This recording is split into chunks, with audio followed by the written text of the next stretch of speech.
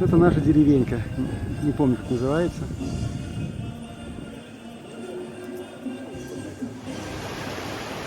Он сделал это. Калитку поставили и сказали, платите 2 евро за проход с носа. С утра пораньше.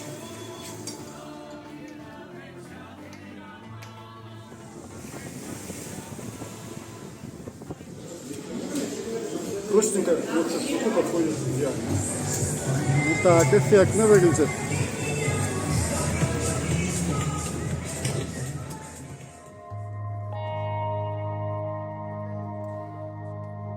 В 10 утра из Мести на маршрутке мы поехали в деревню Ужгуль. Это гора Ужба, символ Сванетии. Поездка длится где-то 2 часа с одной остановкой. Знаменитые последние 7 километров до Ужгули с плохой дорогой. Но летом не так страшно, я считаю.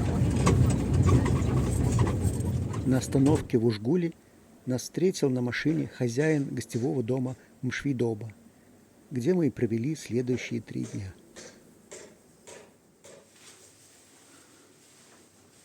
Ну, этот гестик такой продвинутый. Общая гостиная.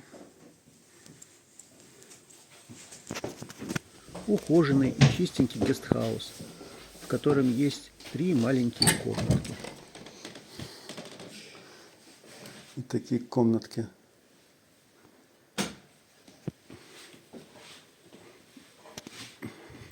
Даже с Ван Гогом. Даже с Юлей. Небольшое чаепитие нам хозяева накрыли.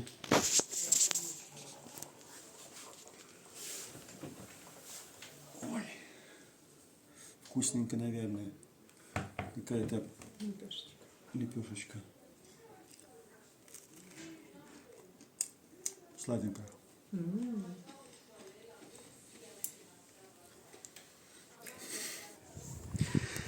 Хозяин нам презентовал саперави кахетинский. И вот такой вид прямо сванский дом.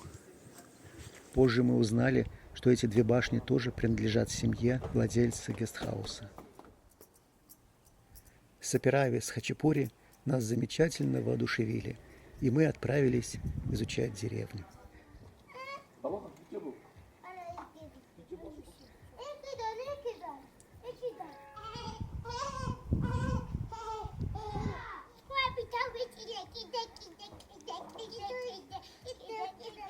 Практически каждый гостевой дом в Ужгуле может предложить вам лошадь для приятных прогулок верхом. Какашечки под глазами, под ногами. Друзья, чтобы поддержать мой канал и мотивировать меня на новые видео, поставьте лайк, подпишитесь и нажмите на колокольчик.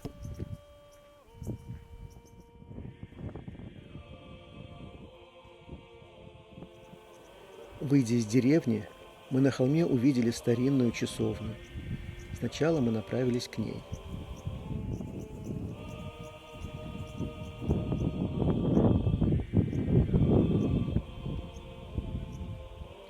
Это церковь святого Георгия XI века. В Сванетии называется Жграк. Пишут, что внутри есть очень старинные фрески. Но она была закрыта, и внутрь нам не удалось попасть. Древняя церковь. Но, к сожалению, закрыта. В другой раз, наверное. Церковь стоит на холме, откуда открывается потрясающий вид на долину и гору Шхара. Невероятное, энергетически сильное место.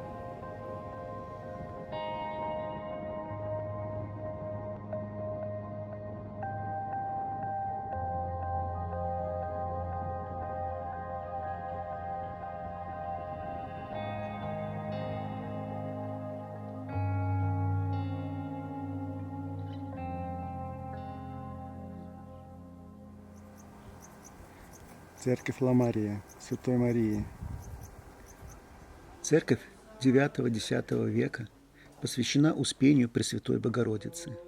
Ла-Мария Это имя, которым сванские горцы называют Марию, мать Иисуса Христа, почитание которой наложилось на древний дохристианский культ Ламарии, женского божества материнства и плодородия.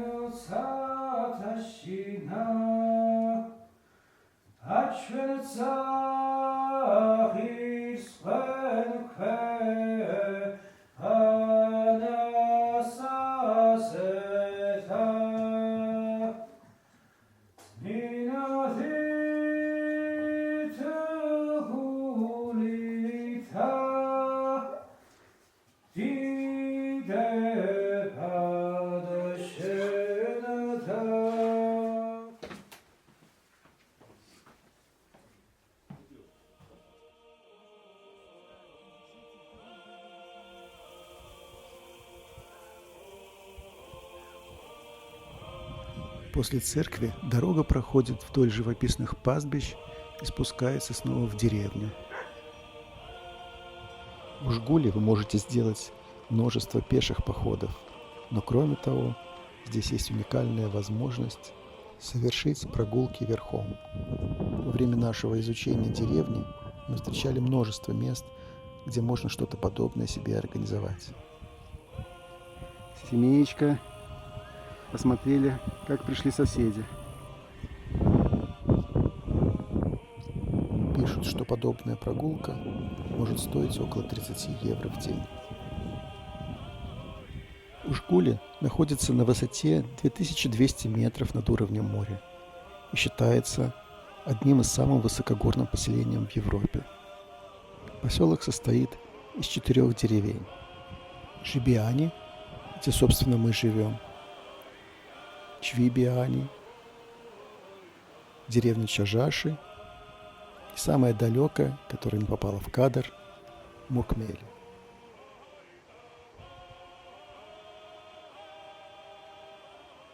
Всего за пару часов место нашей новой дислокации было изучено, и на следующий день мы решили отправиться в наш следующий трек. Цель сегодняшнего похода – ледник горы Шхара. Ну что, следующий новый вызов. Забег. Спокойненько. Трек к леднику горы Шхара – это очень живописная тропа по склону горы вдоль реки Ингури. Этот трек длиной 9 километров в одну сторону. Обычно его практически весь ездят на джипе. Но нам показалось, что летом этот трек нужно пройти именно пешком. Подышать свежим горным воздухом, полюбоваться фантастически красивыми пейзажами Кавказских гор. Если к леднику идти по склону, то в какой-то момент придется переходить речку. И тут продемонстрирован наглядный пример, как решает проблему мужчина, рожденный под знаком Овна.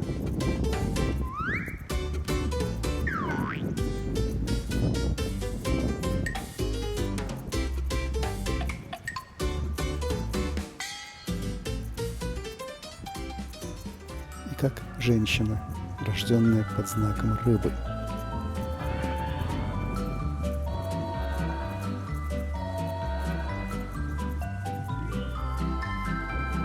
Угадайте, кто в итоге не промочил ноги? Вот он, контакт человека и животных.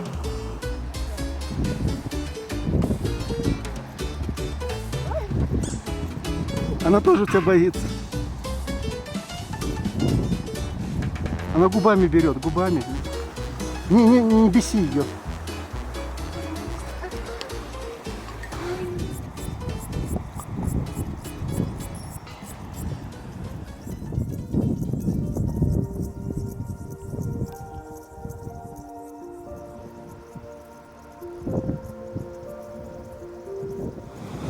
Сейчас мы покушаем в этой избушечке на курьих ножичках. Традиционные в Тахтаре.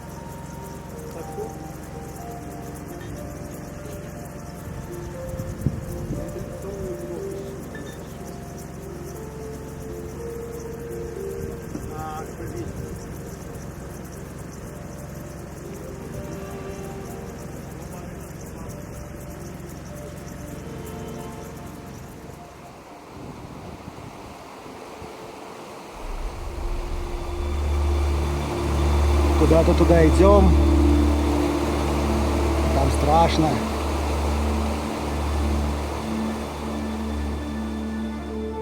Вот она, цель близка, буквально пару сотен метров. Огромное ледничище горы Шхара. Совсем близко, да?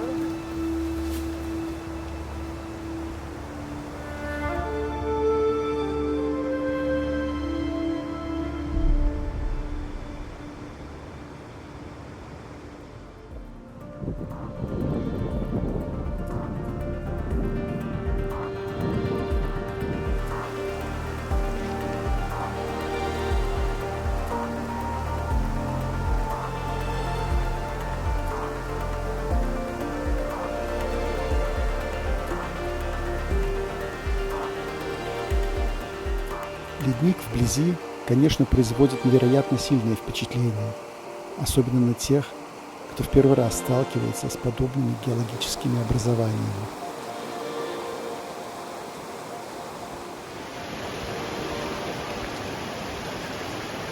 Он сделал это.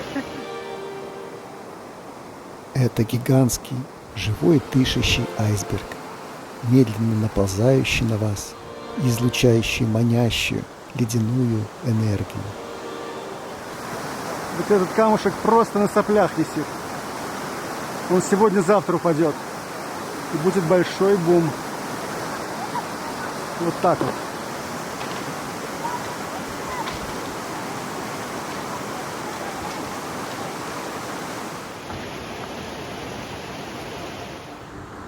Вот он, ледопад, который заканчивается тем, что мы видели. Поход к леднику горы Шхара – очень популярная прогулка у туристов, и мы тоже искренне советуем ее совершить.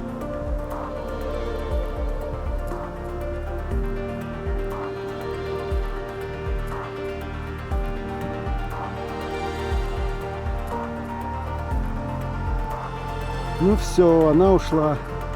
Чтобы полностью ощутить то неповторимое чувство единения с природой, стоит для этого трека встать рано и выйти хотя бы в 8 утра. Тогда, ко всему прочему, вы избежите неприятных пыльных встреч с едущими грузовиками и с толпами туристов, спешащих к леднику, чтобы успеть сделать новые крутые инстаграмные фотографии.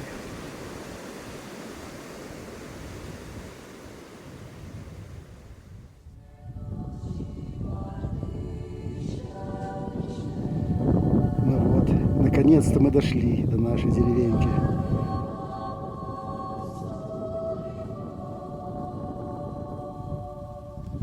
Ла-Мария.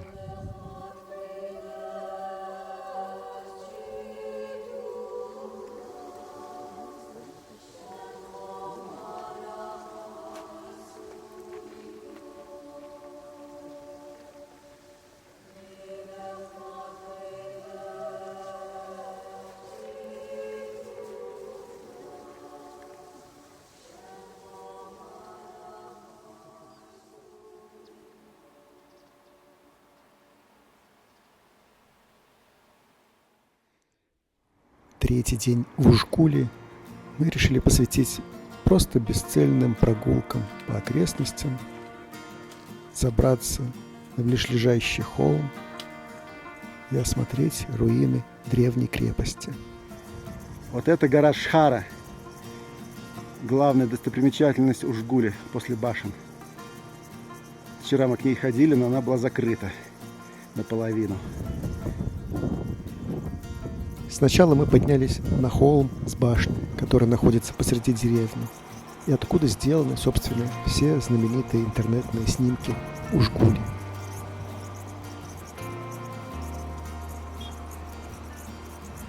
Спустившись, мы продолжили путь по направлению к деревням Чижаши и Мукмели.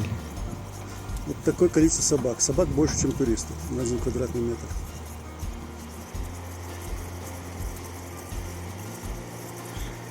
Сегодня другой маршрут в другую сторону, на какой-то холмик, вершинку. Открываются вроде бы туда же виды, но совершенно другие.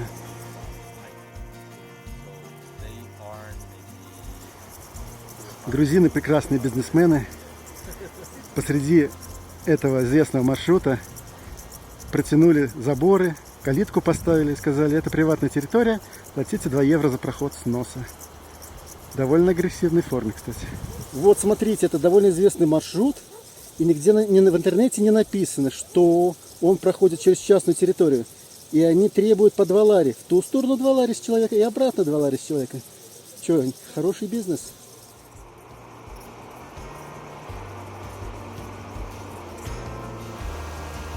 Итак, мы снова воспользовались одним из маршрутов программы «Коммут» и начали восхождение на близлежащий холмик.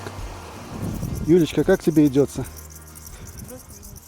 Мы прошли 150 метров в высоту, по-моему. Справимся? Шхара. Практически вся видна. Шхара является одной из самых высоких вершин Кавказского хребта. Ее высота 5200 метров. Сегодняшнее наше восхождение давалось как-то тяжеловато. Была очень крутая дорожка наверх, ветрено. Нужно было сделать 600 метров по вертикали.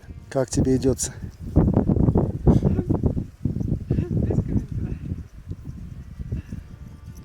Ну вот, где-то мы на перевале, и отсюда открылась Ужба. И вот белая, наверное, даже Эльбрус. Надо проверить. И действительно, это оказалась гора Эльбрус. Вчера здесь по этой дорожке шли вот направо наверх к леднику. Поднялись на ближайший перевальчик. Где-то 700 метров мы сделали по вертикали. И Юля была в восторге от того, что я решил здесь сделать маленький привальчик и на этом завершить восхождение. Пришли, покушали. Главное покушать в нашем деле вовремя. Да? Да. И теперь предстоял долгий, мучительный спуск по каким-то диким прериям. Шел 7-й час. Нашей прогулки. Прогулочка по Кавказу, по Кавказским горам. Мы очень довольны, даже счастливы. Очень. Тебе нравится? Скажи. Очень красивые виды и тяжелая дорога сегодня. Ну, посмотрите, какая довольная Юля. Все хорошо, она просто кокетничает. Счастлива безгранично. Мы пришли к замку царицы Тамары. Потрясающие виды тут. Привет, царица Тамара. За мной. Официальное название замка – Верхний Чижашский замок, по названию села, которое находится у подножья. Никакой особой истории у замка практически нет. Одна мифология. Считается, что его построила царица Тамара, у которой в этом месте была летняя резиденция. Идет царица Тамара.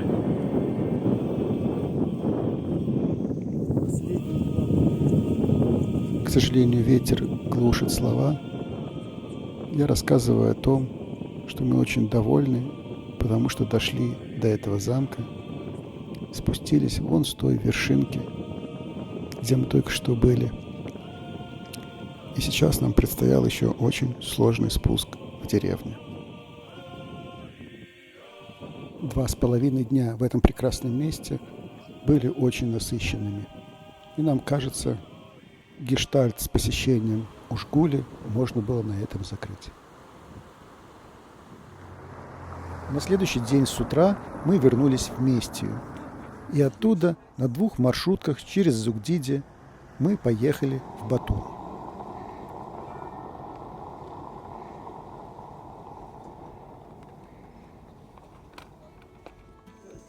Первые несколько ночей мы провели возле пляжа Махинджаури, в гостевом доме Майко. Свой садик с инжиром, из которого делается вкусное варенье. Настоящий грузинский завтрак с утра пораньше. Очень вкусное нежирное варенье.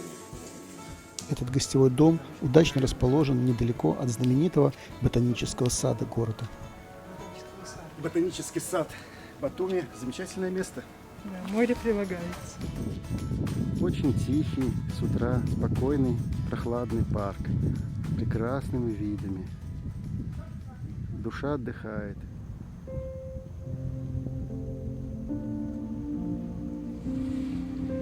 Народ наслаждается дайвингом или чего там. Или просто наслаждается. В саду есть такое развлечение для тех, кто не поднимался на 3000. История ботанического сада Батуми началась еще в начале 20 века. Его основал ученый-географ, ботаник и путешественник Андрей Краснов. Ученого вдохновила идея создать сад, где в естественных условиях будут расти растения со всех климатических зон мира. Надо признать, что он с задачей справился. Ну, вообще сад красив, конечно. Напоминает действительно джунгли, Индию, тропики какие-то, не знаю. Все вместе напоминает, все страны далекие. Такой потрясающий пасторальный пейзажик.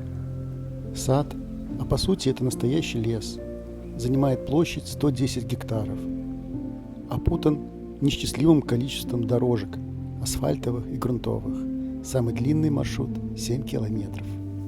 Приехали в Новую Зеландию. Такой видел.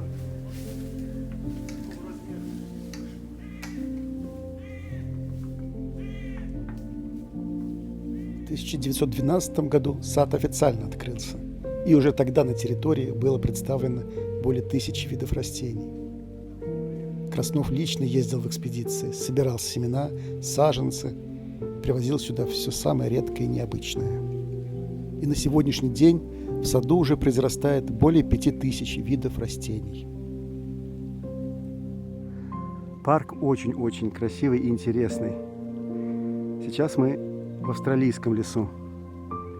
Кругом эвкалипты. Там на горизонте бамбук. В бамбуковой роще прячутся аборигены со стрелами. Кайф. Это японский лес.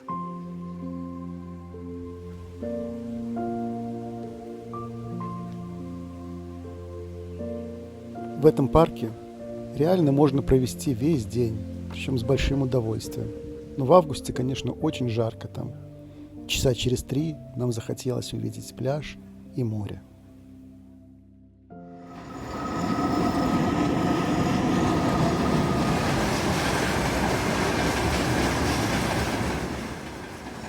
Где-то в центре парка можно спуститься к старой заброшенной железнодорожной остановке.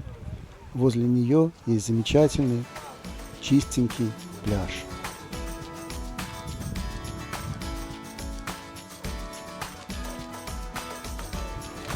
Это пляжик ботанического сада.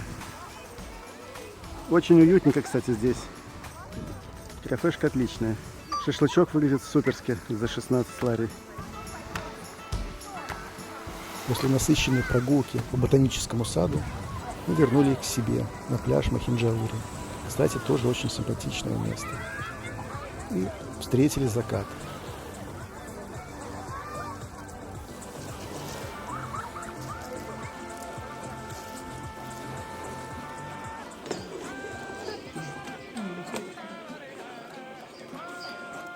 Здесь очень вкусно. Я думаю, уже самые услуги предоставляют. Прям то, что надо. Я был там. На моей камере. Вот это особенно вкусно. Это называется чачи. После вкусного и веселого ужина было решено вызвать такси, чтобы съездить в центр города. Итак, переместились в Батуми, столица Аджарии. И, конечно же, первое, что мы захотели увидеть, это знаменитую скульптурную инсталляцию «Мужчина и женщина». Памятник Али и Нино. Именно так звали двух главных героев романа писателя Курбана Саида. Захватывающая, но безумно трагическая история любви молодого человека, мусульманина из Азербайджана, и девушки-христианки из Грузии. Встреча и последующее расставание. По такой же конве развивается и действие романа. В этот вечер мы были уже уставшие и ожидали немного большего от ночного Батуми.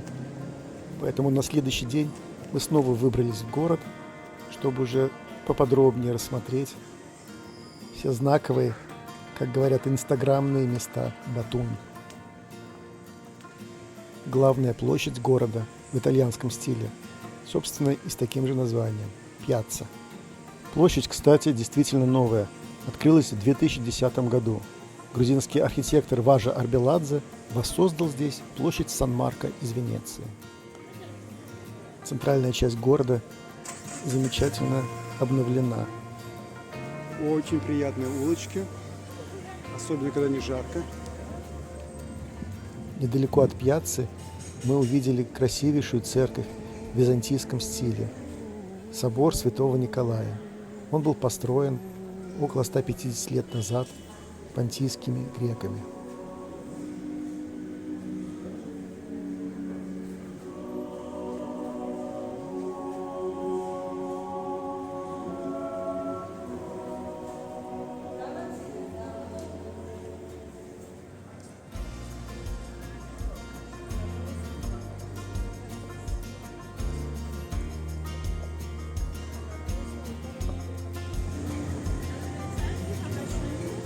Куда-то меня приглашают. Боюсь себе представить, куда. По восторженным советам друзей мы решили отведать самый вкусный шашлык в Грузии в ресторане «Сердце Батуми». Ну что? В популярном ресторане место нужно резервировать заранее.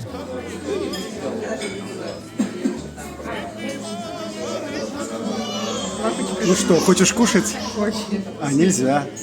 Надо сделать съемку и тест. Тест шашлыка. Ну что, давайте пробуем. В знаменитом ресторане самый вкусный шашлык. Блогер. Муж блогер. Без соуса, правда.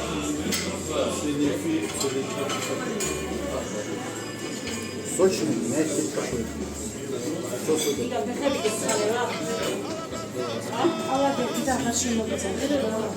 Соус отличный.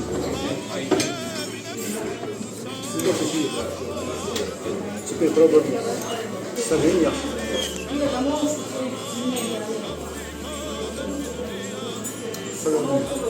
Соленые и кисленькие, вкусненькие.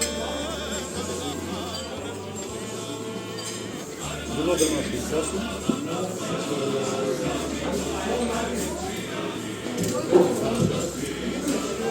Простенько, вот шашлыку подходит идеально.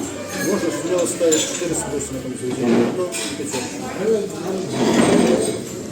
Короче, как вы поняли, поход в знаменитый ресторан удался на славу. После отменного грузинского шашлыка ноги нас сами как-то привели к набережной Батуми. Самое знаменитое, яркое и веселое место в городе.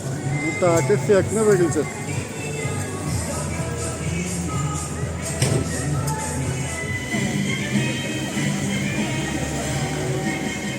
Возле Дома юстиции на озере Ардагани каждый день летом происходит шоу поющих, танцующих фонтанов.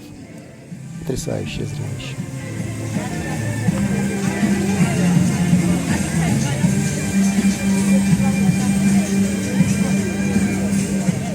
Тут же рядом с фонтанами вдоль набережной расположился лунопарк в Батуми. Тоже яркое, развлекательное место.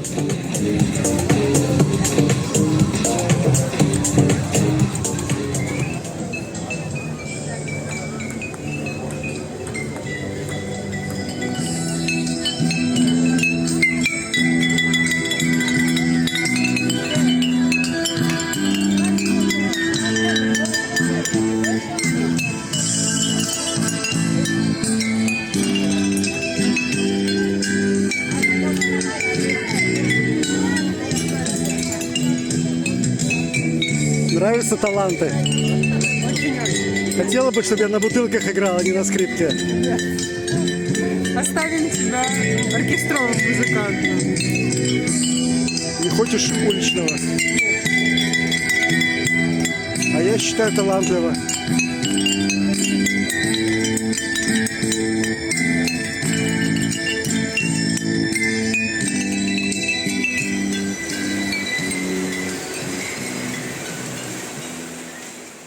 Последние дни нашего грузинского отпуска мы провели в небольшом курортном местечке Гоньо, что в 15 километрах от Батуми. Гоньо и следующая за ней деревня Квариати, говорят, самые лучшие курорты в Грузии. Здесь чистые пляжи и бирюзовая водичка.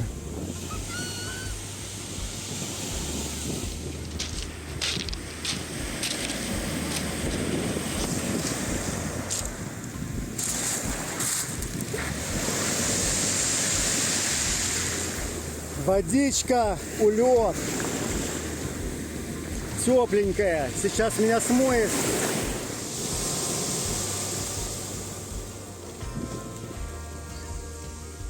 При планировании отпуска в Батуми в августе важно помнить, что довольно часто здесь погода может портиться. Отдых на курортах Кавказа. Батуми, август. Для нас отпуск в Грузии – это море, горы и, конечно же, вкусная грузинская еда. И у нас снова в программе еще один известный ресторан с TripAdvisor.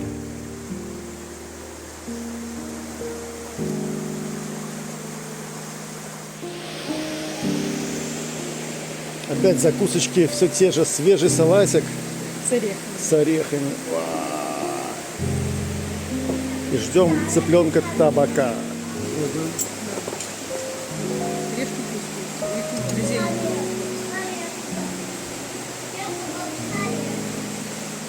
На самом деле все очень вкусно. Очень свежая. Это лобио. Лобио очень вкусное. Салатик очень вкусный.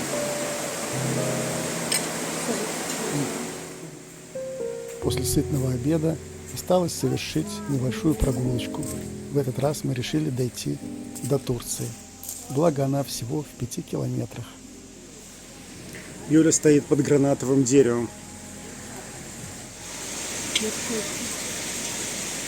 Юля в шоке, потому что это будущие гранаты. Гранаты, лимонки. Это знаменитая романтическая дорога Аджарии. Это будет в кино.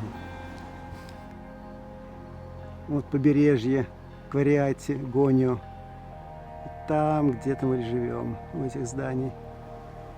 А на горизонте здорово видны небоскребы Батуми.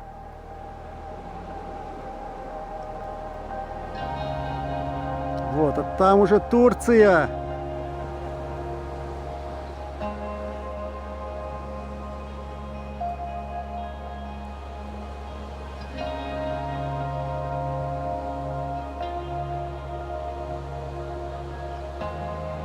А вот к вопросу, что такое пляжи Сарпи. Вот это таможня турецкая. Машины стоят, и внизу пляж Сарпи. На одной стороне мечеть, а здесь Грузия православная. Вот и пролетел наш двухнедельный отпуск. И снова наступает время расставания. В силу независящих от нас причин мы опять, каждый, должны возвращаться в свой город и ждать. Вот Люлечка улетает. Когда-то мы встретимся. Я не знаю. Теперь я ухожу.